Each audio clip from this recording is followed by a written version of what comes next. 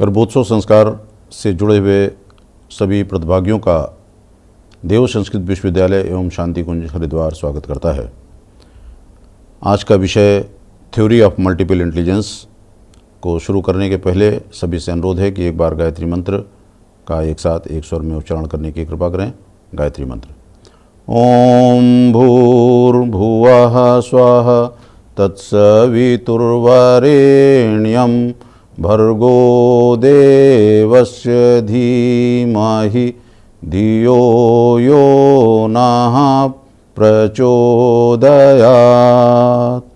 वेद मूर्ति तपोनिष्ठ पंडित श्री राम शर्मा आचार्य जी की सूक्ष्म उपस्थिति में जो हमारे परम पूज्य गुरुदेव हैं और श्रद्धेय डॉक्टर प्रणव पांड्या जी एवं शैल बाला पांड्या जी उनके डायरेक्ट मार्गदर्शन में और आदरणीय डॉक्टर गायत्री शर्मा जी जो अवगणीय संस्कारवान पीढ़ी प्रकोष्ठ की प्रमुख हैं, जिन्होंने इस कार्यक्रम को बनाने में और इसे जन जन तक पहुंचाने में बहुत ही अधिक प्रयास और मेहनत किया है, उनके संरक्षण में हम सभी लोग इस कार्यक्रम को आपके सामने प्रस्तुत कर रहे हैं। तो आइए आज के विषय पर चर्चा करते हैं।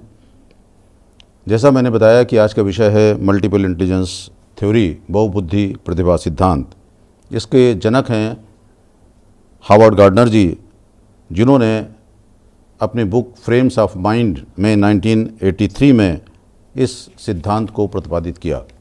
आज हर माँ चाहती है कि उसका होने वाला शिशु बुद्धिमान हो, निपुण हो, जीनियस हो, तथा वो जिस क्षेत्र में भी कार्य करे, चाहे वो डॉक्टर हो या इंजीनियर हो, आईएएस हो या पॉलिटिशियन हो, वो अपनी बुद्धि के बल पर अपना परचम फहराए। कहा गया है नीति शास्त्रों में कि बुद्धिर्यस्य बलम तस्याह, जहाँ बुद्धि होती है वहीं बल होता है। आपने वो कहानी सुनी होगी जहाँ पर एक छोटा सा खरगोश अपनी बुद्धि के बल पर जंगल के राजा शेर को कुएं में गिरने पर मजबूर कर देता है और शेर के आतंक से जंगल के सभी जानवर फ्री हो जाते हैं, मुक्त हो जाते हैं। तो ये सब कैसे संभव हुआ? ये संभव हुआ उस छोटे से जानवर की बुद्धि के आधार पर। तो आवश्यकता इस बात की है, जानना ये है कि ये बुद्धि क्या होती है और जो बुद्धि है क्या इसे बढ़ाया जा सकता है, और यदि बढ़ाया जा सकता है तो किस तरह बढ़ाया जा सकता है। तो हम चर्चा करेंगे बहुत से बुद्धि के बारे में। बहुत से लगातार मनोवैज्ञानिकों ने इस वर्ड पर लगातार कार्य किया है, लेकिन ये इतना विस्तृत शब्द है, इतना विस्तृत विषय है कि इस पर एक मत हो पाना संभव नहीं हो सका। अतः जानने के लिए हम ये कह सकते हैं कि बुद्धि वो मानसिक शक्ति है जो वस्तुओं तथा तथ्यों को समझने, उनमें आपसी संबंध ढूंढने, तर्क के आधार पर सही गलत का निर्णय लेने तथा समस्याओं के समाधान करने के लिए नई परिस्थितियों में खुद को ढालने की क्षमता प्रदान करती है। इस प्रकार ये एकदम स्पष्ट होता है कि बुद्धि केवल किताबी ज्ञान नहीं है, बल्कि चीज़ों को समझने, उन पर तर्क करने तथा हमारे जो पुराने अनुभव हो चुके हैं उन अनुभवों को नई परिस्थितियों में ढालने और उनको ढालकर समस्या को समाधान करने की क्षमता प्रदान करती है। तो इसके बाद हम देखेंगे कि मल्टीपल इंटेलिजेंस की जो पारंपरिक दृष्टिकोण है, जो पुराने लोग कहते थे, और जो हार्वर्ड गार्डनर जी ने मल्टीपल इंटेलिजेंस की थ्योरी दी, इन दोनों में क्या अंतर है। अभी तक लोग यही सोचते हैं कि जो बच्चा पढ़ाई में तेज़ है, जो बच्चा मैथ्स में तेज़ है या अंग्रेजी अच्छी बोल लेता है या क्लास में फर्स्ट आ जाता है, वही बहुत बड़ा बुद्धिमान है। जिसका आईक्यू ज़्यादा है वही इंटेलिजेंट है। लेकिन हार्वर्ड गार्डनर जी कहते हैं कि ऐसा नहीं है। वो कहते हैं कि बुद्धि 9 तरह की होती है और ये सारी बुद्धि हर व्यक्ति में होती है, हर बच्चे में होती है। ये ज़रूर है कि कहीं पर कोई विकसित होती है, कहीं कोई विकसित होती है। तो हम चर्चा कर रहे थे कि दोनों में अंतर क्या है। तो जहाँ पर पुरानी थ्योरी ये कहती है कि लोग एक निश्चित मात्रा में बुद्धि के साथ पैदा होते हैं और वो उसी के साथ उनकी डेथ हो जाती है, जबकि हार्वर्ड गार्डनर जी कहते हैं कि ऐसा नहीं है। बुद्धि के स्तर को जीवन के दौरान बढ़ाया जा सकता है। इसका स्तर हमेशा एक नहीं रहता, इसको बढ़ाया जा सकता है। वहीं जहाँ पहले लोग ये नहीं मानते थे कि विभिन्न तरह की बुद्धियाँ होती हैं, वहीं हार्वर्ड गार्डनर जी ने बताया कि बुद्धि 9 तरह की होती है और ये हर व्यक्ति के पास हर तरह की बुद्धि होती है। जहाँ पर पारंपरिक लोग या पुराने लोग ये कहते थे कि बुद्धि को नापा जा सकता है। आपने भी सुना होगा आईक्यू। आईक्यू के माध्यम से हम बताते हैं कि किसका कौन कितना इंटेलिजेंट है, और आईक्यू को कैसे नापते हैं। आईक्यू के अंदर छोटे छोटे सवालों को दे करके हम बच्चे का एग्जामिनेशन लेते हैं और उसके बाद उसके जितने प्रश्न आते हैं उसके हिसाब से उसका आईक्यू निकाला जाता है। तो हार्वर्ड गार्डनर जी कहते हैं कि बुद्धि को नापा नहीं जा सकता। क्यों नापा नहीं जा सकता? क्योंकि बुद्धि समस्याओं को सीखने और उनके समाधान करने की शैली को बताती है, अतः इसे छोटे छोटे प्रश्नों के माध्यम से नापा नहीं जा सकता है। तो इस बैकग्राउंड के साथ अब हम आपको बताएंगे कि बुद्धि कितने तरह की होती है। हार्वर्ड गार्डनर जी ने जो 9 तरह की बुद्धि बताई, कौन कौन सी हैं? तो सबसे पहला उन्होंने बताया इंटरपर्सनल इंटेलिजेंस, अंतर्वैयक्तिक बुद्धि। दूसरा है इंट्रापर्सनल इंटेलिजेंस, अंतःवैयक्तिक बुद्धि। ये दोनों वर्ड चूंकि आपस में थोड़े से कन्फ्यूजिंग हैं, इंटरपर्सनल और इंटरपर्सनल, अतः हम यहीं पर आपको इसे थोड़ा सा क्लियर करना चाहेंगे, बाद में हम इसको विस्तार से समझेंगे। इंटरपर्सनल इंटेलिजेंस की जब हम बात करते हैं तो इसका मतलब है कि जब हम 2 या 2 से अधिक लोगों के बीच में इस तरह की किसी बात का वार्ता करते हैं जहाँ पर बुद्धि से संबंधित है, तो जहाँ पर 2 से अधिक लोगों के बारे में बात की जाती है वो इंटरपर्सनल इंटेलिजेंस, अंतर वैयक्तिक बुद्धि कही जाती है। और जहाँ पर स्वयं के बारे में अगर हम बात करें, अपने बारे में अपना निरीक्षण करें, अपने बारे में हम सोचते हैं, तो उसे अंतःवैयक्तिक बुद्धि के नाम से कहा जाता है। तीसरी है म्यूजिकल रिदमिक इंटेलिजेंस, संगीत लयबद्ध बुद्धि। चौथी है लिंग्विस्टिक वर्बल इंटेलिजेंस, भाषाई मौखिक बुद्धि। नेक्स्ट है लॉजिकल मैथमेटिकल इंटेलिजेंस, तार्किक गणितीय बुद्धि। नेक्स्ट है स्पेशल विजुअल इंटेलिजेंस, स्थानिक दृश्य बुद्धि। उसके बाद बॉडीली काइनेस्थेटिक इंटेलिजेंस, शारीरिक किनेस्थेटिक बुद्धि। नेक्स्ट है नेचुरलिस्टिक इंटेलिजेंस, प्रकृतिवादी बुद्धि। और अंत में आता है एग्जिस्टेंशलिस्ट इंटेलिजेंस, अस्तित्ववादी बुद्धि। अब इसके बारे में हम विस्तार से चर्चा करेंगे, अलग अलग कौन कौन सी बुद्धि कैसे होती हैं। इसके पहले कि हम इनके बारे में बताएं, एक प्रश्न और उठता है कि यदि कोई व्यक्ति, यदि कोई बच्चा शुरू से, बचपन से ही अगर उसमें कोई परेशानी है, उसमें कोई विपन्नता है, उसमें कोई कमी है, तो क्या वो भी इतना इंटेलिजेंट हो सकता है, कुछ भी पा सकता है? तो इसके लिए हार्वर्ड गार्डनर जी ने बहुत से एग्जाम्पल्स पर कार्य किया और उन्होंने अनंतोगत्ता ये बताया कि विपन्नता या परेशानी प्रतिभा के सामने रोड़ा नहीं बन सकती। कुछ एग्जाम्पल्स के माध्यम से मैं इसको प्रेजेंट करना चाहूँगा। जैसे सबसे पहले हेलन केलर जी। हेलन केलर को आप सभी, इनका नाम आपने सुना होगा, इनको आप जानते होंगे। ये अमेरिका की रहने वाली थी और इनको बचपन में कोई ऐसी चोट लग गई, ऐसी परेशानी हो गई जिसकी वजह से ये अंधी, बहरी और गूंगी हो गई। अब आप सोच सकते हैं कि जो बच्चा अंधा हो, देख ना सकता हो, सुन ना सकता हो और बोल ना सकता हो, उसकी ज़िंदगी कैसी होगी। लेकिन इन्होंने अपने सूझबूझ और संकल्प बल के सहारे से कभी भी जीवन में हार नहीं मानी और हमेशा आगे बढ़ती गईं। इन्होंने एमए इंग्लिश में किया, उससे इनको संतुष्टि नहीं मिली। इन्होंने जर्मन और लैटिन भाषा में प्रोफिशेंसी हासिल की। इन्होंने देश विदेश में बहुत से राज्यों का, बहुत से देशों का दौरा किया। लोग इनकी बातों से, इनके प्रयासों से प्रभावित होकर बहुत से इनको डोनेशंस दिए गए और इनको डॉक्टरेट की मानद उपाधि दी गई। लेकिन इन्होंने उन सभी डोनेशंस को, उन सभी चीज़ों को महिलाओं के लिए, श्रमिकों के लिए और अपंगों के लिए खर्च कर दिया। इन्होंने कोई भी चीज़ अपने पास नहीं रखी, बल्कि इन्होंने दूसरों के लिए ही अपनी ज़िंदगी लगा दी। कभी कभी आपने सुना होगा, लोग कहते हैं हमें दूसरों का प्यार नहीं मिला, सहयोग नहीं मिला, भाग्य ने हमें साथ नहीं दिया, नहीं तो मैं ये कर देता, वो कर देता, ऐसा होता, वैसा होता। ऐसे लोगों को लियोनार्दो दा विंची का एग्जाम्पल देना चाहिए। ये इटली फ्लोरेंस के रहने वाले थे। इन्होंने हर कार्य में तत्परता और हर विषय में गहराई से सोचने की इनकी जो प्रवृत्ति थी, उन्होंने इनके अंदर सभी प्रकार की बुद्धियों को दर्शाया। और आइए हम देखते हैं कि इनके अंदर कौन कौन सी क्वालिटीज़ थीं। और आप पाएंगे कि जो 9 क्वालिटीज़ की हम बात कर रहे हैं, उसमें अधिकांश क्वालिटीज़ इनके पास थीं और इस तरह का आदमी पाया जाना बड़ा मुश्किल होता है। तो इनकी क्वालिटीज़ में आता है कि ये निरोग और बलिष्ठ शरीर के धनी थे, महान मूर्तिकार और चित्रकार थे, साहित्यकार थे, कवि थे, दार्शनिक थे, गणितज्ञ थे, संगीतज्ञ थे, वैज्ञानिक थे, युद्ध कला विशेषज्ञ, विद्वान वक्ता और सुसंस्कृत व्यक्तित्व के धनी थे। तो इस प्रकार से हम यदि अपने संकल्प बल के सहारे लगातार प्रयास करते हैं तो कुछ भी पा सकते हैं। अब ये एग्जाम्पल्स तो थी, आप कह सकते हैं कि इस तो सब विदेशों के एग्जाम्पल हैं, तो क्या अपने देश में भी इस तरह के लोग हैं? तो अपने देश में भी इस तरह के लोगों की कमी नहीं है।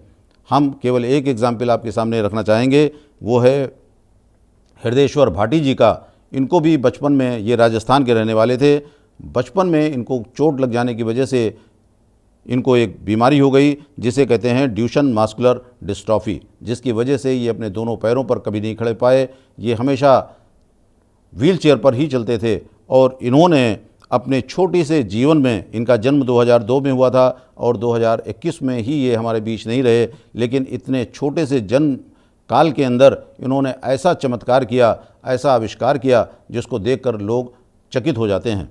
आप सभी जानते हैं कि शतरंज का खेल 2 लोग बैठकर खेलते हैं, लेकिन इन्होंने उसका एक ऐसा वेरिएंट निकाला जिसे 6 लोग बैठकर एक साथ एक ही समय पर खेल सकते हैं। इसको वजह से इन्होंने न केवल इसको निकाला बल्कि इसका पेटेंट भी कराया और इनको इसकी वजह से बहुत से पुरस्कार मिले, जिसमें प्रधानमंत्री राष्ट्रीय बाल शक्ति पुरस्कार प्रमुख है। तो इस प्रकार से आप देखते हैं कि बहुबुद्धि प्रतिभा किसी भी व्यक्ति में होती है, उसको बढ़ाए जाने की आवश्यकता है। अब आवश्यकता है, अब सवाल ये उठता है कि ये मल्टीपल इंटेलिजेंस की जो बातें हो रही हैं, जो विभिन्न तरह की इंटेलिजेंस की बात की जा रही है, इसका गर्भावस्था से क्या संबंध है? ये कोर्स जो आपका है, गर्भावस्था के अंदर आप एक अच्छे शिशु को जन्म दे सकते हैं, उससे इसका क्या संबंध है? तो मैं यहाँ पर आपको बताना चाहूँगा कि चूँकि अभी तक आपको जो लेक्चर्स दिए गए, जो लेक्चर्स आपने देखे, इनके माध्यम से आपको ये स्पष्ट हो गया होगा कि शिशु का 80% मस्तिष्क गर्भ के दौरान ही विकसित हो जाता है। तो उसके जब 80% माइंड का न्यू गर्भ में ही पड़ जाती है, इसके साथ ही शिशु का सबकॉन्शियस माइंड, अचेतन मस्तिष्क इस समय बहुत एक्टिव होता है और बहुत ही ग्रेस्पिंग होता है। 5 वर्ष की आयु तक बच्चे की सीखने की क्षमता सबसे अधिक होती है। डॉक्टर ब्रूस लिप्टन, जिन्होंने प्रिंसिपल ऑफ एपिजेनेटिक्स को जन्म दिया, उनका कहना है कि the subconscious mind can process 20 million bits of information पर सेकेंड। बच्चा जब गर्भ में रहता है तो उसका केवल सबकॉन्शियस माइंड ही काम करता है और आप देख सकते हैं कि उसकी प्रोसेसिंग कैपेसिटी कितनी फास्ट होती है इन्फॉर्मेशन को। वो 20 मिलियन बिट्स ऑफ इंफॉर्मेशन पर सेकेंड प्रोसेस कर देता है, जबकि जब वही व्यक्ति बड़ा होता है, जब हमारे आपकी एज का होता है, तो ये कैपेसिटी घट करके केवल 40 बिट्स ऑफ इंफॉर्मेशन रह जाती है। तो परम पूज्य गुरुदेव पंडित श्री राम शर्मा आचार्य जी कहते थे कि ये युग परिवर्तन की बेला है, ये महाकाल का विधान है और युग का परिवर्तन होना ही होना है। ये भगवान का कार्य है और भगवान अपने कार्य को करने में सक्षम हैं। वो अपना कार्य अपने आप कर लेते हैं, लेकिन फिर भी वो चाहते हैं कि किसी भी किए गए कार्य का श्रेय हमें आपको मिले। अतः ईश्वरी सत्ताएं, देवात्माएं जब धरती पर जन्म लेती हैं तो उनके साथ बहुत सी वरिष्ठ आत्माएं भी आती हैं। आप सभी जानते हैं कि भगवान राम का साथ बानर और गिलहरियों ने दिया, भगवान कृष्ण का साथ गायें और ग्वाल बालों ने दिया। इसलिए परम पूज्य गुरुदेव पंडित श्री राम शर्मा आचार्य जी कहते हैं कि गर्भवती माताएं भगवान के कार्य में भागीदारी हेतु अपने गर्भ से देवात्माओं को जन्म देकर प्रभु के कार्य में सहयोग दे सकती हैं। इसी के साथ अब हम चर्चा करेंगे विभिन्न प्रकार की इंटेलिजेंस की, विभिन्न प्रकार की बुद्धियों की। जो 9 तरह की बुद्धि बताई गई, उनमें वो क्या हैं, वो कैसे आप गर्भ में बच्चों में उनके गुणों को रोपित कर सकते हैं। तो सबसे पहला है इंटरपर्सनल इंटेलिजेंस, अंतर्वैयक्तिक बुद्धि। अब हम आपको ये सारी 9 पार्ट जो हैं, ये 3 पार्ट में बताएंगे। पहला पार्ट होगा कि जो बुद्धि है, यदि किसी भी व्यक्ति में एक पर्टिकुलर इंटेलिजेंस है तो कैसे पहचानेंगे कि उसमें कौन सा इंटेलिजेंस है। इसी तरह यदि उसमें इंटेलिजेंस की कमी है तो हम कैसे समझेंगे कि उसमें कौन सी इंटेलिजेंस को बढ़ाना है। तो पहला पार्ट हमारा ये होगा। दूसरे पार्ट में हम आपको बताएंगे कि यदि कोई पर्टिकुलर इंटेलिजेंस है किसी व्यक्ति में, किसी बच्चे में, तो वो अपने जीवन में क्या कर सकता है, क्योंकि जब तक किसी व्यक्ति को किसी चीज़ का लाभ नहीं होता तब तक वो उस कार्य की ओर आकर्षित नहीं होता। तो ये आवश्यक है कि आपको उसका लाभ मिलना चाहिए, लाभ पता होना चाहिए कि यदि एक पर्टिकुलर तरह का इंटेलिजेंस हम अपने आप में बढ़ाएंगे तो हम अपने जीवन में क्या कर सकते हैं। और तीसरे पार्ट में हम आपको बताने की कोशिश करेंगे कि गर्भवती माँ इस दौरान क्या करे कि उसके बच्चे में इस तरह का इंटेलिजेंस बढ़े। तो सबसे पहला, जैसे मैंने बताया कि इंटरपर्सनल इंटेलिजेंस की हम बात कर रहे हैं, तो इंटरपर्सनल इंटेलिजेंस का मतलब है दूसरों के साथ, ऐसी प्रतिभा के धनी लोग दूसरों के साथ बेहतर संबंध बनाने में माहिर होते हैं। क्योंकि हमने आपको शुरू में बताया था कि इंटरपर्सनल का मतलब दो या दो से अधिक लोगों के बीच की हम बात कर रहे हैं। तो जिनमें ये प्रतिभा ज़्यादा होगी वो दूसरों के साथ अच्छे संबंध बना लेंगे। क्योंकि वो दूसरों की इच्छाओं को, आवश्यकताओं को, दुख दर्द को समझते हैं तथा उनको समाधान करने के लिए आगे बढ़ते हैं। आप अपने आप सोचिए, स्वयं आप सोच सकते हैं, बहुत से लोग ये कहते हैं कि हमें भीड़ में जाना अच्छा नहीं लगता, वो अकेले रहना चाहते हैं। तो यदि आप भीड़ में नहीं जाते हैं, दूसरों के साथ मिलने में, बैठने में आपको परेशानी होती है, तो इसका मतलब है कि आप में इंटरपर्सनल इंटेलिजेंस की कमी है, आपको उसे बढ़ाना चाहिए। अब यदि तो इस तरह से आप ये समझे कि यदि किसी व्यक्ति में इंटरपर्सनल इंटेलिजेंस है तो हम उसकी कैसे पहचान करेंगे। अब दूसरा, मैंने जैसे आपको बताया था कि यदि आपके इंटरपर्सनल इंटेलिजेंस आप में ज़्यादा होगा तो आप अपने जीवन में क्या बन सकते हैं। आप अपने जीवन में एक सफलतम बिजनेसमैन बन सकते हैं, राजनीतिज्ञ हो सकते हैं, डॉक्टर हो सकते हैं, मनोवैज्ञानिक हो सकते हैं, काउंसलर हो सकते हैं, प्रबंधक, शिक्षक, सुधारक, सामाजिक कार्यकर्ता आदि कुछ भी हो सकते हैं। कुछ एग्जाम्पल्स आपके सामने मैं प्रस्तुत कर रहा हूँ, इन सभी को आप पहचानते होंगे। आपको मैं केवल एक दो एग्जाम्पल के माध्यम से बताना चाहूँगा कि इन व्यक्तियों की इंटरपर्सनल इंटेलिजेंस इतनी अधिक थी कि उन्होंने अपने जीवन में जिन ऊंचाइयों को पाया ये आज सभी लोग पाने के लिए लालायित रहते हैं। धीरू भाई अंबानी जी, और मैं यहीं पर आपको ये भी बताना चाहूँगा कि अधिकतर जो भी लोग आपको दिख रहे हैं ये सब एक सामान्य परिवार के लोग थे। ऐसा नहीं है कि ये बचपन से ही बहुत ही धनाढ़ या बहुत ही बड़े परिवार के लोग थे, ऐसा नहीं है। सभी सामान्य हमारे आप जैसे लोग थे, लेकिन उन्होंने अपनी प्रतिभा के बल पर, अपनी बुद्धि के बल पर जीवन में ये मुकाम पाया। धीरू भाई अंबानी जी जैसा सभी आप जानते हैं, लोग कहते हैं कि इन्होंने अपना जीवन गिरनार की पहाड़ियों पर सैटरडे और संडे को पकौड़े बेचकर शुरू किया। आप सभी जानते हैं कि इन्होंने पेट्रोल पंप पर काम किया, लेकिन इनकी इंटरपर्सनल इंटेलिजेंस इतना अच्छा था कि इन्होंने राजनीतिज्ञों के साथ अपने मधुर संबंध और पसंदीदा व्यवहार के कारण इस प्रकार के बिजनेस के लाइसेंस प्राप्त किए जिसको कोई दूसरे लोग नहीं प्राप्त कर पाए। और इन्होंने फ्यूचर को देखते हुए इस प्रकार के बिजनेसेस स्टार्ट किए जिसकी वजह से ये न केवल देश बल्कि पूरी दुनिया में धनाढ़ लोगों के नाम की श्रेणी में इनका नाम आता है। आप जानते हैं महात्मा गांधी जी को, जिनके एक शब्द पर लोग, एक वाक पर, जिनकी एक आवाज़ पर लोग अपना घर बार छोड़ देते थे, जिन्होंने अपनी नौकरी छोड़ दी, जिन्होंने अपना सब कुछ छोड़ दिया। क्योंकि इनका इंटरपर्सनल इंटेलिजेंस अच्छा था, ये दूसरों की केयर करते थे, दूसरों के हित का ही कार्य करते थे। पंडित श्री राम शर्मा आचार्य जी, परम पूज्य गुरुदेव, जिन्होंने अपना पूरा जीवन दूसरों के लिए लगा दिया। लोग कहते हैं कि जो भी इनसे मिला वो इनका मुरीद हो गया। एक बार भी आप इनसे मिले, और ऐसा क्यों हुआ? क्योंकि उन्होंने हमेशा दूसरों के साथ प्यार बांटा, दूसरों के भलाई के लिए, दूसरों की अच्छाई के लिए ही कार्य किया। तो इस प्रकार आप देख सकते हैं कि यदि आपके अंदर इंटरपर्सनल इंटेलिजेंस बढ़ जाती है तो आप किस हद तक आगे बढ़ सकते हैं। अब इसके लिए माँ को क्या करना चाहिए, तो यहाँ पर बहुत छोटे छोटे से एग्जाम्पल दे करके ही आपको बताया गया है कि चूँकि गर्भावस्था के दौरान आप सोचेंगे कि हमें इतनी चीज़ें ऑलरेडी बताई जा चुकी हैं, हम क्या क्या करेंगे, तो आपको बहुत कुछ चीज़ें ऐसी ही बताई जा रही हैं कि आपको जो 14 दिन के क्लास में डिफरेंट लेक्चर्स में बताया गया है, यदि आप उनको पूरा कर लेते हैं तो आपके बच्चे में ये इंटेलिजेंस अपने आप चला जाता है। तो सबसे पहले माँ द्वारा क्या करना चाहिए? माँ द्वारा सामाजिक कार्यों में रुचि रखना चाहिए।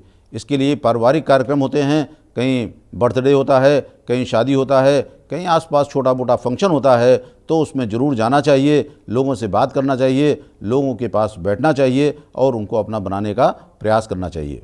किसी के प्रति मन में ईर्ष्या और द्वेष का भाव न रखें, दूसरों के साथ मधुर संबंध बनाएं, और न केवल आप उसके साथ मधुर संबंध ही बनाएं बल्कि उसको भी ये महसूस होने दें कि वो व्यक्ति जिससे आप बात कर रहे हैं वो आपके लिए बहुत ही इम्पॉर्टेंट है, बहुत आवश्यक है।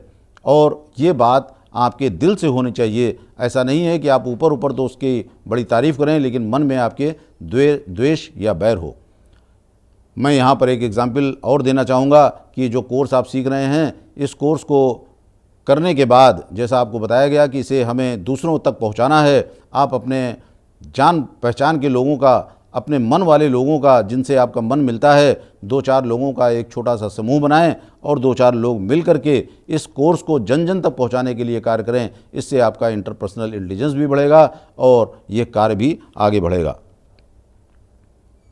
अब आते हैं दूसरी टाइप के इंटेलिजेंस पर, जिसको कहते हैं इंट्रापर्सनल इंटेलिजेंस, अंतः वैयक्तिक बुद्धि। अब इंट्रापर्सनल इंटेलिजेंस, जैसा मैंने आपको बताया था कि इसमें लोग स्वयं के बारे में चिंतन करते हैं, अपनी बुद्धि को बढ़ाने के बारे में, अपने बारे में सोचते हैं। तो ऐसी प्रतिभा जिनके अंदर होगी, उनको कैसे आप देखेंगे, कैसे पहचानेंगे? तो उनकी पहचान में ये होता है कि ऐसे व्यक्ति आत्मविश्लेषी और आत्मचिंतनशील होते हैं। वो विचारों और भावनाओं को समझने और उनको सही दिशा देने में सहायक होते हैं। ये आत्मानुशासन, स्वयं में खुश रहते हैं और दूसरों को खुश रखने का प्रयास करते हैं। कहते हैं कि स्वॉट एनालिसिस, इसका नाम आपने सुना होगा, इसको कहते हैं स्ट्रेंथ, वीकनेस, अपॉर्चुनिटी और थ्रेट। कहते हैं, कहा जाता है कि जो व्यक्ति अपने आप को नहीं जानता, जो स्वयं को नहीं जानता, वो दूसरों को क्या जानेगा, वो दूसरों को क्या सुझाव देगा, दूसरों को कैसे इम्प्रूव करेगा। सबसे पहले आपको अपने आप को जानना होगा, और जिनका इंट्रापर्सनल इंटेलिजेंस ज़्यादा अच्छा होता है तो वो अपने जीवन में क्या बन सकते हैं?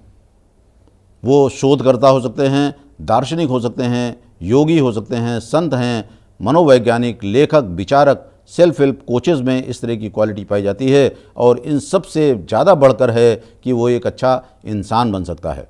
कोई भी आदमी कितना भी पढ़ लिख जाए, कितनी भी अच्छी पोजीशन पे पहुंच जाए, लेकिन ये नहीं कहा जा सकता कि वो अपने जीवन में सक्सेसफुल ही होगा, वो एक अच्छा इंसान ही होगा। इंसानियत सबसे आगे है। तो यदि आपकी इंटरपर्सनल इंटेलिजेंस अच्छी है तो आप ये सब बन सकते हैं। कुछ एग्जाम्पल्स जो आपके सामने दिख रहे हैं, मैं पुनः एक दो की चर्चा करना चाहूँगा। अल्बर्ट आइंस्टाइन, जिनका इंट्रापर्सनल इंटेलिजेंस इतना अच्छा था कि इन्होंने विज्ञान के क्षेत्र में न जाने कितने कीर्तिमान स्थापित किए। इन्होंने 300 से ज़्यादा रिसर्च पेपर प्रस्तुत किए और इनको इसकी वजह से इनको 1921 में नोबेल प्राइज़ से नवाजा गया। विवेकानंद जी को आप जानते हैं, इन्होंने कहा, उठो जागो और तब तक नहीं रुको जब तक आपका लक्ष्य प्राप्त न हो जाए। इतनी मेहनत करें, इतना प्रयास करें कि जब तक आपका लक्ष्य प्राप्त नहीं होता तब तक आप आगे बढ़ते रहें। हेलन केलर जी के बारे में मैं आपको पहले ही बता चुका हूं। संदीप माहेश्वरी का नाम भी आप आजकल सुन रहे होंगे। ये मोटिवेशनल स्पीकर की तरह काम करते हैं और इनकी हिस्ट्री अगर आप देखें तो ये पढ़ने में कोई बहुत ज़्यादा ब्रिलियंट नहीं थे। बताते हैं कि इन्होंने 3rd ईयर बीकॉम में ड्रॉप किया। इसके बाद इन्होंने मॉडल का कार्य शुरू किया 19 वर्ष की आयु में, और उसमें भी ये सफल नहीं हुए। फिर उन्होंने अपने 2-3 दोस्तों के साथ एक बिज़नेस शुरू किया, उसमें भी ये सफल नहीं हुए। और अंत में इन्होंने अपनी क्वालिटी को, जो इनके अंदर इंट्रापर्सनल इंटेलिजेंस की क्वालिटी थी, उसको निखार कर और लेक्चर्स देना, मोटिवेशनल लेक्चर्स देना शुरू किए। और आज ये हम सभी के फ़ैन हैं, सभी लोग इनको सुनना चाहते हैं, जानना चाहते हैं। अब इसके लिए माँ को क्या करना चाहिए? इंट्रापर्सनल इंटेलिजेंस बढ़ाने के लिए माँ को क्या करना चाहिए? इसके लिए पुनः मैं एग्जाम्पल दूंगा परम पूज्य गुरुदेव पंडित श्री राम शर्मा आचार्य जी का, जिन्होंने बहुत सी छोटे छोटे 4 सूत्र बताए हैं। सबसे पहला उन्होंने कहा कि आप अपनी आत्म समीक्षा करें, दूसरा है आत्म सुधार, तीसरा आत्मनिर्माण और चौथा आत्म विकास। आत्म समीक्षा क्या होती है? गुरुदेव कहते हैं कि कभी पूरे दिन में कभी भी आप 5 मिनट 10 मिनट के लिए एकदम अकेले बैठ जाएं, सबसे अलग एकदम शांत से बैठ जाएं और आप सोचें कि आप में क्या कमियां हैं। क्योंकि जब तक आप अपनी कमी को नहीं समझेंगे, अपनी कमी को नहीं जानेंगे, तो आप उसका सुधार नहीं कर सकते, आप आगे नहीं बढ़ सकते। तो सबसे पहले अपनी स्वयं की समीक्षा करें। गुरुदेव ये भी बताते हैं कि सामान्यतः ये देखा जाता है कि आदमी अपनी समीक्षा तो नहीं करता, दूसरों की सबकी समीक्षा कर देगा। आपके साथी क्या कर रहे हैं, आपके घर वाले क्या कर रहे हैं, आपके परिवार वाले क्या करते हैं, इन सब की समीक्षा हम कर लेते हैं। लेकिन जब अपनी समीक्षा की बात आती है तो हम कहते हैं हम में कोई कमी ही नहीं है। यहाँ तक कि लोग भगवान की समीक्षा कर लेंगे, भगवान की कमी बता देंगे, लेकिन अगर आपकी अपनी कमी पूछी जाए तो आपको अपनी कमी समझ में नहीं आती है।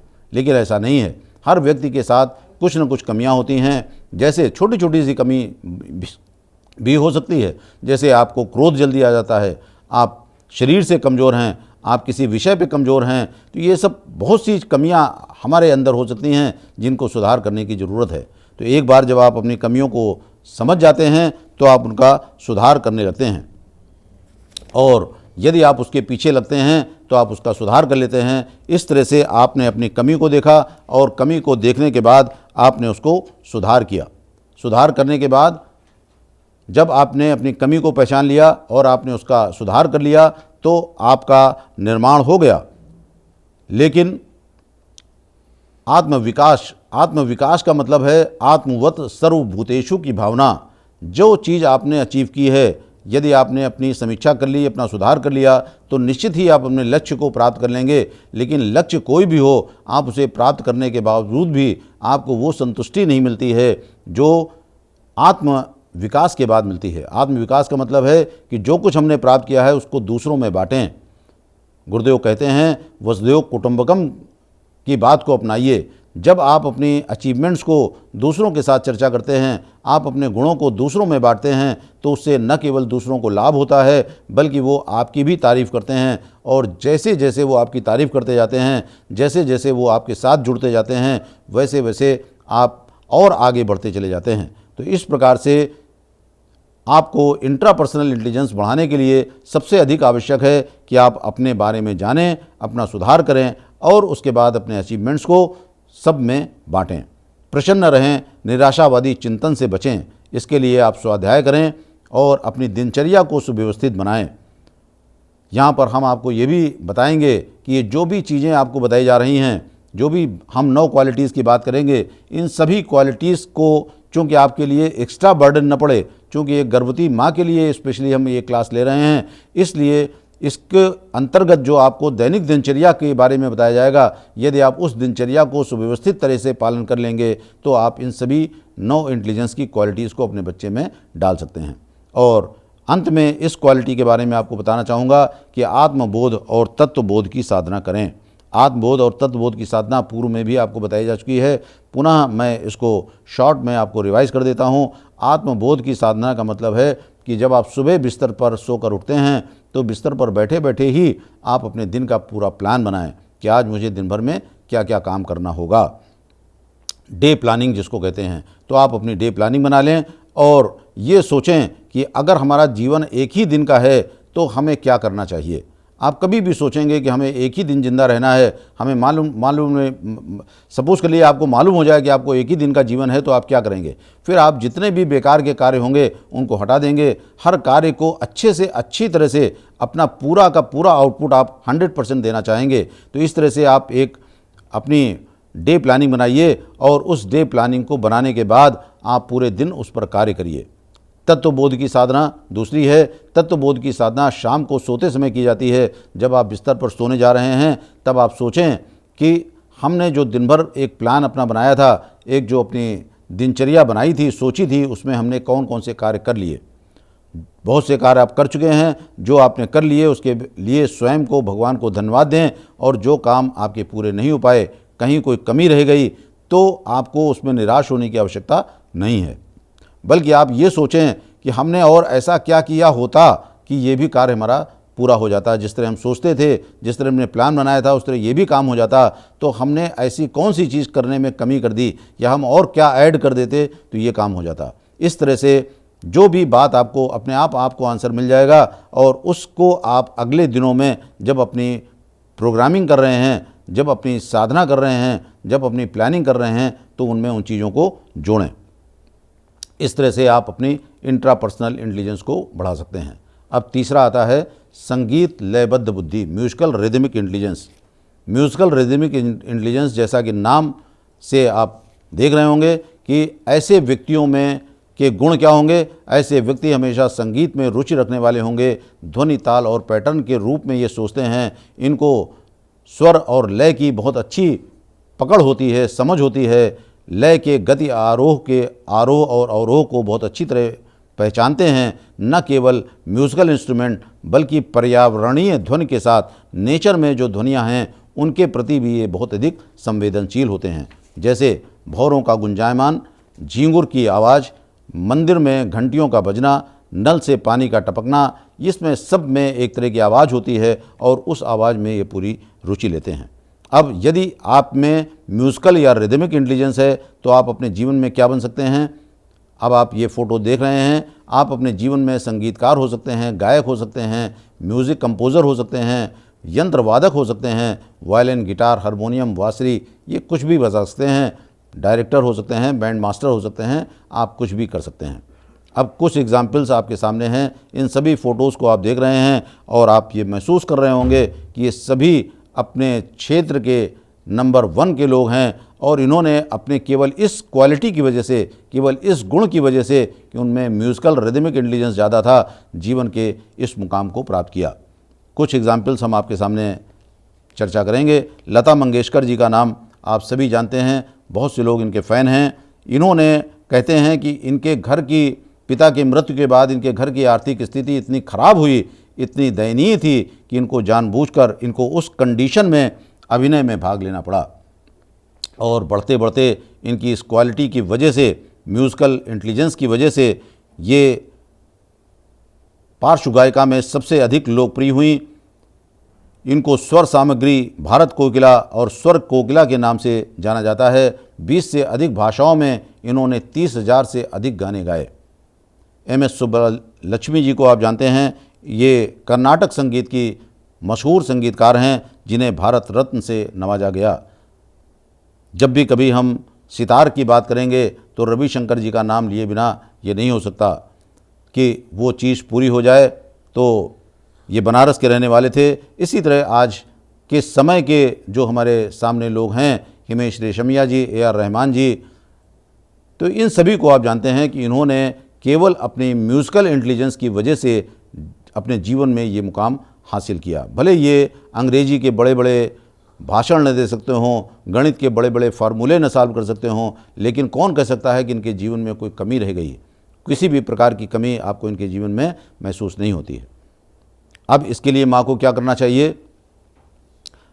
पुनः माँ को के बच्चे में, अगर आप चाहते हैं कि आपके बच्चे में ये इंटेलिजेंस जाए तो माँ को प्रेरक संगीत सुनना चाहिए, शास्त्रीय मधुर गुंजायमान संगीत सुनना चाहिए। घर का वातावरण ही संगीत में बनाएं और शिशु के साथ गर्भ संवाद करें। गर्भ संवाद के समय में क्लास में आपको ये बताया जा चुका है कि यदि आप धीमी आवाज़ में मधुर संगीत सुनते हैं तो बच्चा उसको पसंद करता है। आप घर का पूरा वातावरण ही संगीत में बनाएं। संगीत के साथ भोजन, संगीत के साथ आसन, व्यायाम आदि प्राणायाम यदि आप करते हैं तो आपका मन भी लगता है और ये गुण भी आपके बच्चे में जाते हैं। हम सब जानते हैं कि हमारे भगवान, जो भी हमारे इष्ट देव हैं, देवी देवता हैं, उनको सबको भी संगीत बहुत प्रसन्न है। कृष्ण के हाथ में बांसुरी, शंकर के हाथ में डमरू और माँ सरस्वती के हाथ में वीणा इस बात का द्योतक है। और यदि आप संगीत का में इंटरेस्ट लेते हैं तो इन सभी देवी देवताओं के अनुदान वरदान हमें आराम से मिलते हैं। लेकिन आवश्यकता इस बात की है कि हम इसे हृदय से आत्मसात करें, भाव संवेदना जगाएं और जब आप अपने शिशु के साथ गर्भ संवाद कर रहे हैं तो उसी में रम जाएं, एक हो जाएं।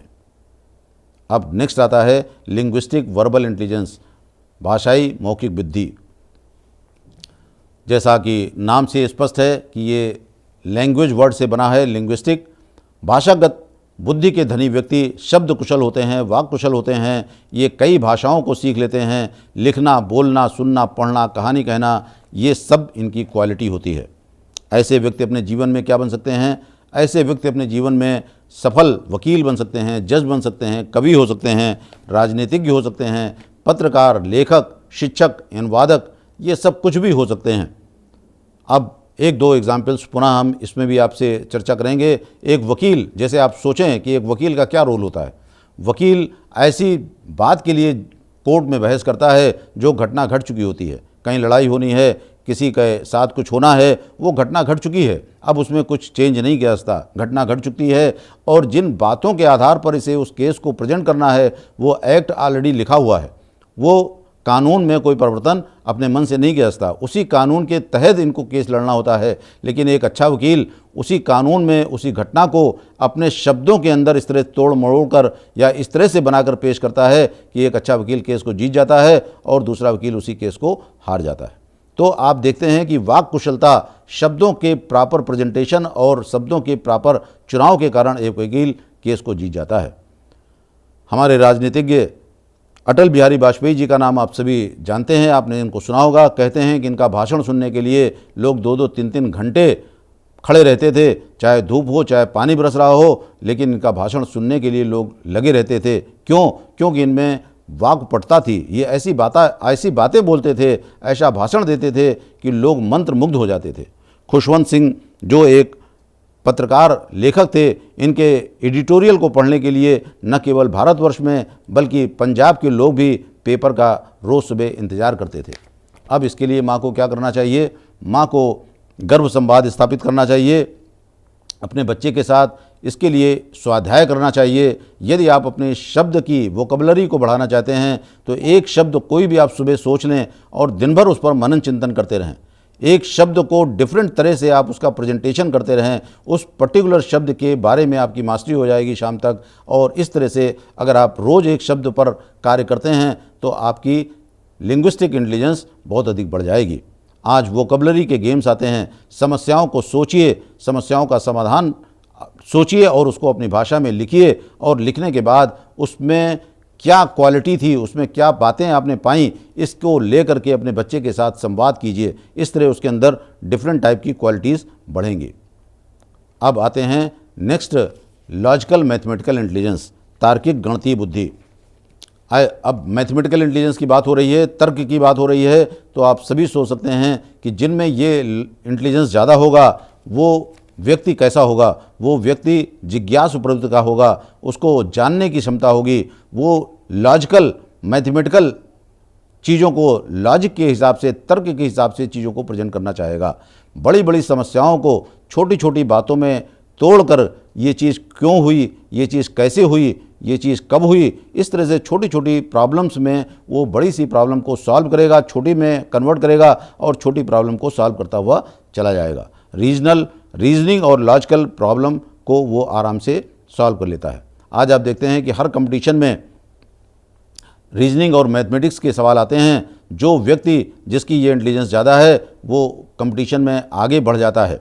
अब यदि इस प्रकार की इंटेलिजेंस आप में बढ़ जाती है तो आप क्या कर सकते हैं? आप एक मैथमेटिशियन बन सकते हैं, एडमिनिस्ट्रेटर हो सकते हैं, कंप्यूटर प्रोग्रामर हो सकते हैं, इंजीनियर, चार्टर्ड अकाउंटेंट, अर्थशास्त्री, वैज्ञानिक, कुछ भी हो सकते हैं। हाँ, यहाँ पर मैं आपको ये ज़रूर बताना चाहूँगा कि अगर आप चाहते हैं कि आपके बच्चे में कोई एक पर्टिकुलर इंटेलिजेंस ज़्यादा जाए, जैसे अगर आप उसको मैथमेटिशियन बनाना चाहते हैं, साइंटिस्ट बनाना चाहते हैं, या म्यूजिशियन बनाना चाहते हैं, या खिलाड़ी बनाना चाहते हैं, तो आपको उस पर्टिकुलर चीज़ की इंटेलिजेंस के बारे में ज़्यादा चर्चा करनी होगी, ज़्यादा जानकारी हासिल करनी होगी और ज़्यादा संवाद करना होगा। आपने सुना होगा सेरेना विलियम्स का नाम। सेरेना विलियम्स को लॉन्ग टेनिस की अभिमन्यु कहा जाता था। इनकी माँ ओरिसीन और पिता रिचर्ड थे। पिता चाहते थे कि इनका एक बच्चा टेनिस का खिलाड़ी बने, और इसके लिए इन्होंने, जब ये अपने गर्भ में थी तो इन्होंने अपनी माँ को, अपनी वाइफ को, मतलब रिचर्ड ने अपनी वाइफ को ओरिसीन को लगातार टेनिस के मैच दिखाए, लगातार टेनिस की टिप्स देते रहे, क्योंकि वो एक अच्छे खिलाड़ी थे। टेनिस के वीडियो दिखाते रहे, मन न होने पर भी वो उनको फील्ड में ले जाते थे और टेनिस का मैच देखने के लिए मजबूर करते थे। न केवल ये, बल्कि बच्चे के जन्म के बाद भी इन्होंने सेरेना को 6-6 घंटे लगातार प्रैक्टिस कराई। यहाँ तक कि आने जाने वाले लोग ये कहते थे कि लगता है ये पिता कितना बड़ा जुल्म अपने बच्चे के ऊपर ढा रहा है। 4 घंटे, 5 घंटे, 6 घंटे लगातार सुबह से दोपहर तक खेलता ही चला जा रहा है। लेकिन कोई नहीं जानता था कि इतने प्रैक्टिस के बाद, इसके बाद सेरेना वर्ल्ड में अपना नाम कमाएंगी और टेनिस की एक मजबूत प्लेयर बनेंगी, एक देश का नाम रोशन करेंगी। तो इस तरह आपने देखा कि यदि आपको कोई पर्टिकुलर इंटेलिजेंस आपके बच्चे में डालना है तो नेचुरल है कि उस पर्टिकुलर इंटेलिजेंस की क्वालिटीज़ के बारे में अधिक जानकारी आपको एकत्र करनी होगी, और उसको अपने बच्चे के में डालने के लिए लगातार उस पर चर्चा संवाद करते रहना होगा। यहाँ पर कुछ एग्जाम्पल्स आपके सामने हैं, आप सभी को देख रहे हैं। सर आइजक न्यूटन जो एक बहुत बड़े वैज्ञानिक थे, जिन्होंने बहुत से नियम बनाए, लॉ ऑफ ग्रेविटी, गुरुत्वाकर्षण का सिद्धांत इन्होंने दिया। और कैसे दिया कि केवल अपनी मैथमेटिकल और लॉजिकल इंटेलिजेंस पर। ये एक बाग में कहते हैं लेटे हुए थे, एक सेब पेड़ से नीचे गिरा। अब इन्होंने सोचना शुरू कर दिया कि ये सेब नीचे ही क्यों गिरा, ये दाएं क्यों नहीं गया, बाएं क्यों नहीं गया, ऊपर क्यों नहीं गया, नीचे क्यों नहीं गया। और इस तरह से इन्होंने एक नया नियम ही बना दिया, जिसे गुरुत्वाकर्षण के नियम से आज हम आप जानते हैं। न केवल ये, बल्कि अरुंधति भट्टाचार्य इनको आप देख रहे हैं, ये स्टेट बैंक ऑफ इंडिया की चेयरपर्सन थी, चेयरमैन थी। स्टेट बैंक ऑफ इंडिया इस देश का सबसे बड़ा बैंक है और 2008 से लेकर 2013 तक इन्होंने चेयरमैन रहते हुए इस बैंक को बहुत अच्छी तरह से चलाया। तो इस तरह से जितने भी एग्जाम्पल्स आप यहाँ देख रहे हैं, ये सभी इनकी लॉजिकल और मैथमेटिकल इंटेलिजेंस अच्छी होने के कारण इन्होंने अपने क्षेत्र में नाम हासिल किया। अब इसके लिए माँ को क्या करना चाहिए? इसके लिए माँ को गणितीय सवालों को हल करना चाहिए। नंबर गेम्स, आजकल बहुत से छोटे छोटे गेम्स आते हैं, सुडोको है, बजट सुडोक है, चेस है, कैरम है, लूडो है, ये सभी चीज़ें मिल जाती हैं। इन गेम्स को छोटा छोटा खेलें। ऐसा कोई आवश्यकता नहीं है कि आप बहुत बड़े बड़े मैथमेटिक्स के सवाल लगाएंगे, बहुत बड़े बड़े प्रॉब्लम्स को सॉल्व करेंगे, ऐसा आवश्यक नहीं है। केवल इन इंटेलिजेंस को जानने के लिए बच्चे में नॉर्मल वे में इंटेलिजेंस जाएँ। आपको इन चीज़ों से हेट नहीं होना चाहिए, घृणा नहीं होना चाहिए हैं। अब बहुत सी माताएं ये कह देती हैं कि भाई ये मैथमेटिक्स है, हम तो इसको नहीं जानते, लेकिन ऐसा नहीं है। देखिए, आज कहते हैं कि घर का बजट हर माता बनाती है, चाहे वो स्कूल कभी न गई हो, लेकिन घर का बजट बहुत अच्छी तरह से चलाती है। और ये भी पाया जाता है कि मनुष्यों से, पुरुषों से ज़्यादा अच्छा घर का बजट माताएं बना लेती हैं। तो इस तरह से आप यदि अपने इंटेलिजेंस को ये बढ़ाना चाहते हैं, करना चाहते हैं, इसमें आप इंटरेस्ट लेते हैं, तो ये इंटेलिजेंस आपके बच्चे में चला जाएगा। नेक्स्ट है स्पेशल विजुअल इंटेलिजेंस, कल्पना शक्ति, अमूर्त चिंतन, इसका सबसे बड़ा इम्पॉर्टेंस है। ऐसे लोग चित्र के रूप में सोचते हैं। आपने देखा होगा आर्किटेक्ट को, ऐसे लोगों को आपने देखा होगा जो किसी भी चीज़ को देखते हैं और देखने के बाद उसको पेपर पर उसकी ड्राइंग बना देते हैं। नक्शों के रूप में, चार्ट के रूप में, चित्रों के रूप में, आकृतियों के रूप में उनको देखते हैं। चेहरा एक बार किसी का देख लिया, उनको लगातार हमेशा याद हो जाता है। तो ये इनकी लोगों की गुण होते हैं। और ये गुण क्यों होते हैं? क्योंकि इनकी कल्पना शक्ति, अमूर्त चिंतन बहुत अच्छा होता है। अब ऐसे लोग अपने जीवन में क्या बन सकते हैं?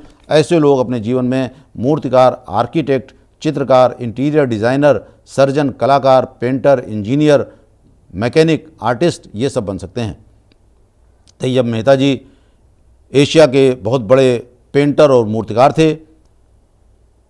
लियोनार्डो दा विंची, जिनका मैंने शुरू में आपको एग्जाम्पल दिया ना था, इन्होंने मोनालिसा की जो पेंटिंग बनाई थी, आज भी इस पेंटिंग को जो देखता है वो अपनी तरह से उसको प्रेजेंट करता है, अपनी तरह से भाव उसमें से वो निकाल लेता है। इसके बाद आप एक देख रहे हैं आर्किटेक्ट, जो बड़ी बड़ी बिल्डिंग्स के नक्शे को इस तरह से बना देता है, कागज़ में उकेर देता है कि एक अनपढ़ जो मिस्त्री है, कारीगर है, वो उसको देख करके ऐसी बिल्डिंगें बना देगा जिसको देखकर हम आप दांतों तले उंगली दबा लेते हैं। अब इसके लिए माँ को क्या करना चाहिए? माँ को इसके लिए फ़ोटोग्राफ़ी में इंटरेस्ट लेना चाहिए। फ़ोटोग्राफ़ी करें, ग्राफिक डिज़ाइनिंग करें, पेंटिंग करें, ड्राइंग करें, टहलना, पेड़ पौधों, फूलों, नदियों को देखना और उनकी पेंटिंग बनाना।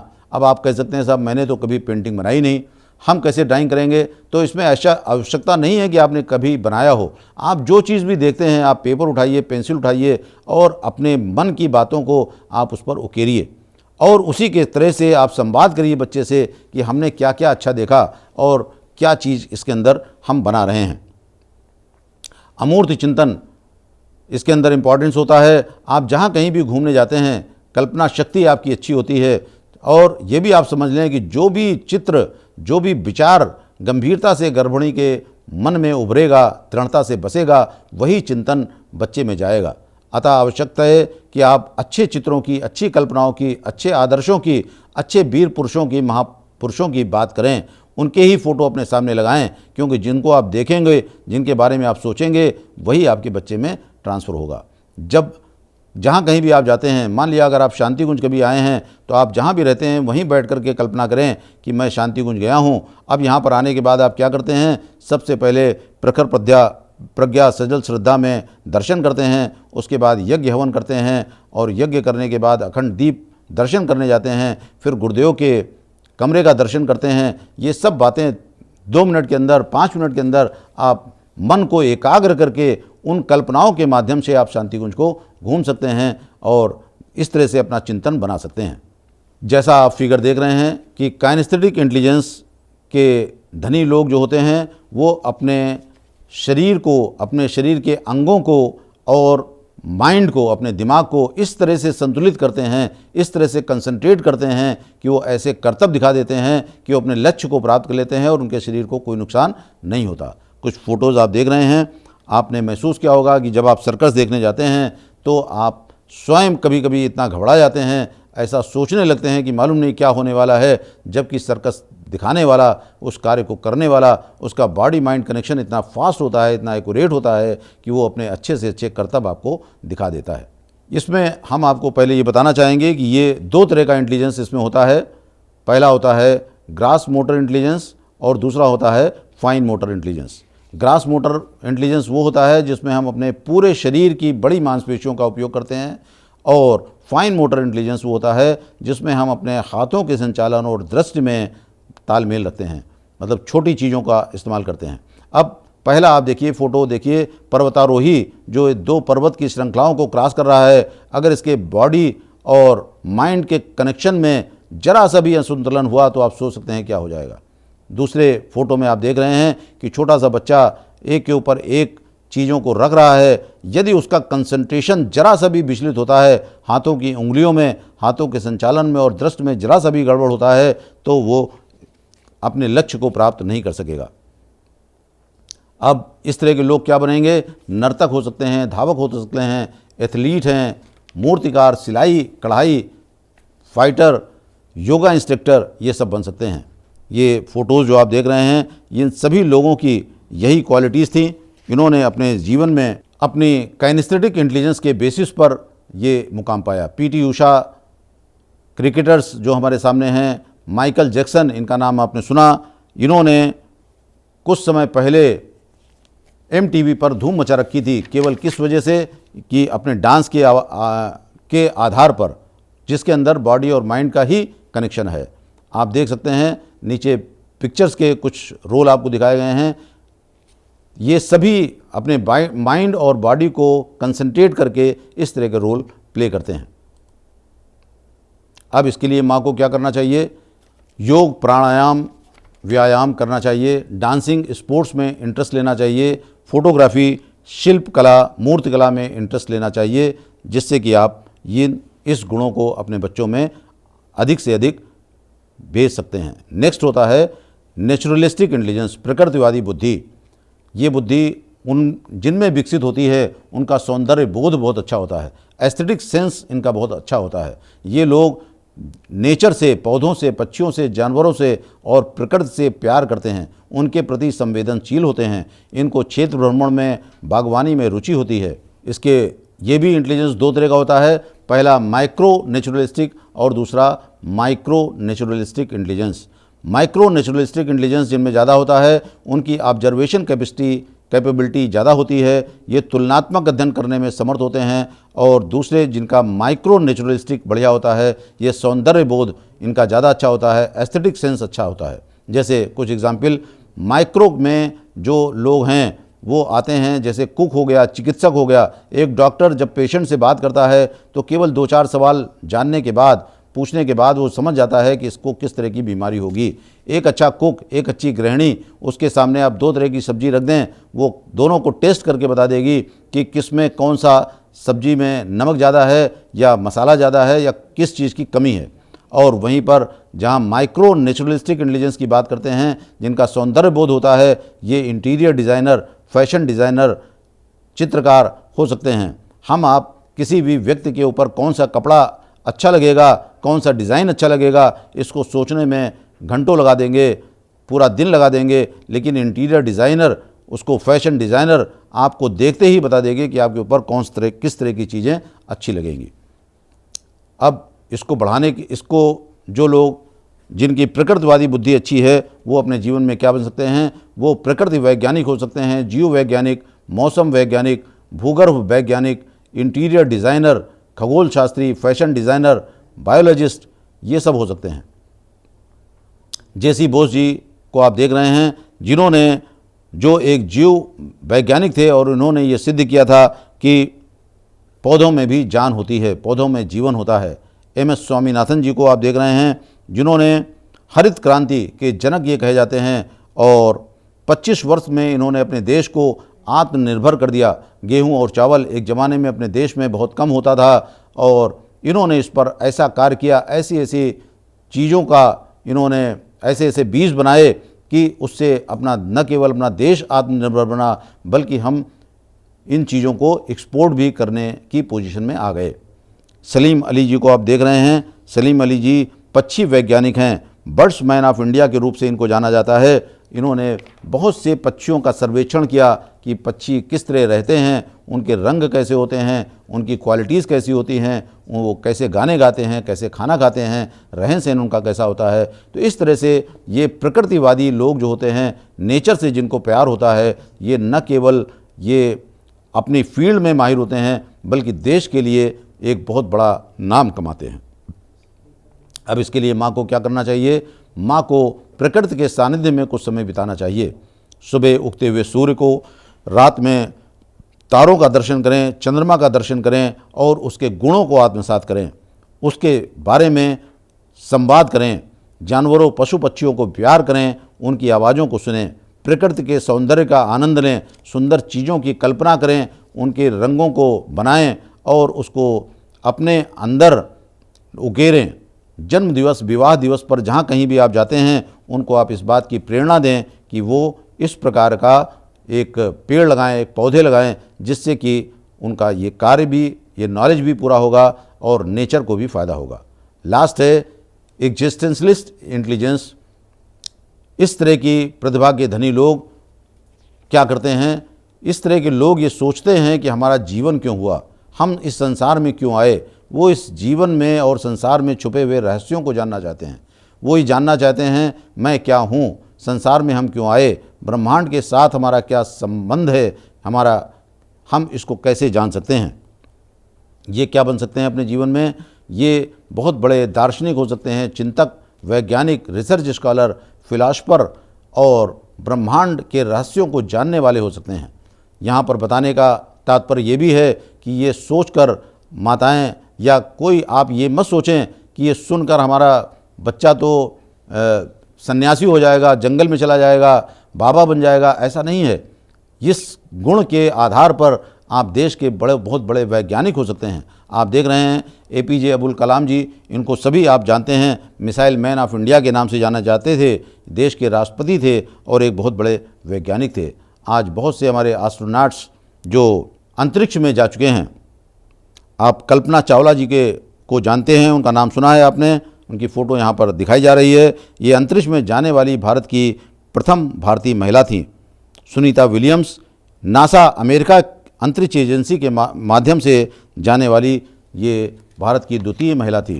तो इस तरह से न केवल ये इन गुणों को आप अपने बच्चों में डालकर इन गुणों के आधार पर बच्चा इंटेलिजेंट होगा, बल्कि वो अपना, परिवार का और देश का नाम भी रोशन करेगा। माँ के द्वारा क्या करना चाहिए? इसको बढ़ाने के लिए माँ चिंतन, मनन, निधिध्यासन करे, गहरी सोच, ध्यान, प्राणायाम, प्रत्याहार, मौन, इनको करे। आपने सुना होगा कि योगी, हमारे ऋषि अपने ध्यान के माध्यम से अतीन्द्रिय क्षमताओं को जागृत कर लेते थे और सृष्टि के रहस्यों को जान लेते थे। तो इस तरह से हमने आपको बताया कि 9 तरह के जो इंटेलिजेंस हैं, इनके आधार पर क्या हो सकता है, कैसे इसको बढ़ाया जा सकता है। अब अंत में मैं आपको बताना चाहूँगा कि परम पूज्य गुरुदेव पुनः ये कहते हैं कि नारी को नर रत्नों की जन्म देने वाली खदान कहा गया है। आप स्वयं सोचें कि यदि माता न होती तो ये बड़े बड़े वैज्ञानिक, प्रकांड पंडित, कलाकार जिनकी हम बातें कर रहे हैं, वो किसकी गोद में खेलकर धरती पर आते और कैसे ये कार्य करते। लेकिन इसके साथ आवश्यकता इस बात की है कि हमें संख्या नहीं बल्कि क्वालिटी चाहिए। संख्या से मतलब है, आपने सुना है गंधारी के 100 पुत्र थे, महाराजा सगर के 1000 पुत्र थे, लेकिन ये सब कुछ नहीं कर पाए। इसीलिए नीति शास्त्रों में ये कहा गया है कि सैकड़ों मूर्ख बेटों की अपेक्षा एक ही गुणी संतान श्रेष्ठ है। इस प्रकार आपको मैंने जैसे बताया था कि यदि आप आदर्श दिनचर्या का पालन करते हैं तो आप ये सभी योग्यताएं अपने बच्चे में प्रवाहित कर सकते हैं, दे सकते हैं। कैसे, इनका पुनः हम चर्चा करते हैं। जैसे इंट्रापर्सनल इंटेलिजेंस, इसके लिए आपको बताया गया आत्मबोध, तत्वबोध की साधना, सुबह शाम की प्रार्थना, स्वाध्याय, ध्यान, ये कहीं ना कहीं आपको 14 दिन के क्लास में बताया गया है। इसी तरह इंटरपर्सनल के लिए आपको स्वाध्याय, गर्भ संवाद, कहानी, सत्संग, प्रवचन में भाग लेना। लिंग्विस्टिक इंटेलिजेंस बढ़ाने के लिए पढ़ना, लिखना, कहानी, सत्संग। लॉजिकल मैथमेटिक्स को करने के लिए तार्किक नंबर वाले गेम। म्यूज़िक के लिए आपको शास्त्रीय मधुर गुंजायमान संगीत सुनना। ये सारी बातें बताई गई। नेक्स्ट, स्पेशल विजुअल इंटेलिजेंस के लिए आर्ट और क्राफ्ट। बॉडी काइनेस्थेटिक इंटेलिजेंस आपका योगासन और प्राणायाम से बढ़ेगा। नेचुरलिस्टिक इंटेलिजेंस बागवानी और टहलने से, नेचर के संपर्क में आने से। और एग्जिस्टेंशलिस्ट इंटेलिजेंस ध्यान, प्राणायाम, प्रत्याहार, मौन साधना। और अंत में गुरुदेव के इस वाक्य के साथ हम अपनी बात को समाप्त करेंगे। गुरुदेव अपने 5 प्राण 5 देव नामक पुस्तक में कहते हैं कि आत्मशक्ति न केवल व्यक्तित्व को तेजस्वी बनाती है, वरन बाह्य जगत के लोगों में उनको प्रभावित करने और उनका सहयोग संपादन करने में समर्थ रहती है। और ये सब तब हो सकता है जब व्यक्ति में आंतरिक प्रतिभा हो। सर्वतोन्मुखी सफलताओं का आधार इसे हम कह सकते हैं। और इसी के साथ हम अपनी बात को समाप्त करते हैं। धन्यवाद।